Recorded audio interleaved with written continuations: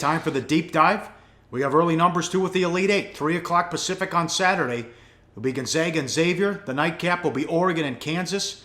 Win and 5 dimes open Kansas 5. Look-ahead line was 4.5 in some spots. Already bet up to 6.5. You're looking at maybe 158 for the total. Yeah, and again, when we talk about the openers here, remember, the lines are going to be volatile right from the get-go. Right now, the market is settled.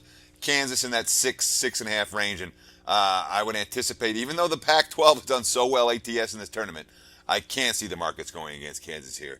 I would think the 6 is more likely to become 6.5s than the other way around. Should really be a Kansas home game now. The Jayhawk backers will travel right down the street. They'll find their way to all the Purdue and Michigan tickets. They sell them, get out of town, season's over. And this is, again, we talked about it earlier, 100 points, 90 points, 98 points. But it was a huge win. You show this graphic of largest win in Sweet 16 tournament history. Kansas won by 32 against Purdue. That was the 4th largest win in the Sweet 16. The other 3 teams couldn't even make the championship game. Well, yeah, that's what I'm saying. Winning big, having the blowout win has not bode well for the team that have done it before. But, of course, Kansas is a different team. I don't know if it's a different era. Louisville had one a couple years ago, and Kentucky had one a couple years ago. But the bottom line for the Jayhawks is that what they did yesterday will have little bearing on how much of a margin they win by or don't win by against the Ducks on Saturday. And, it's a Kansas team.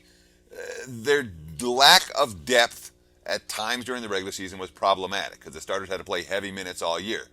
But the good news, especially as we get here into March, man, you look at the Jayhawks' chemistry on the floor, it's as good as any team in the country because they haven't had to put all these different parts in there. It's been the same core group all year long. And I agree with what they said on the broadcast. If Mason and Graham are on top of their game, there's not much you can do. Kudos to Oregon. Maybe Dorsey and Brooks can knock down some threes, but I have a hard time thinking Oregon can hang in this one. Kansas is just on fire and too good. Too many weapons. Yeah, Oregon's very fundamentally sound.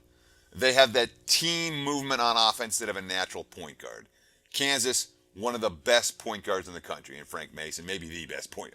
Well, no, Paul's pretty good. There's some good point guards in the draft this year. But the bottom line is that may help the Jayhawks dictate the game flow. And, of course, this will be a virtual home game for Kansas. Hey, guys, for the full video, go to sbrpicks.com.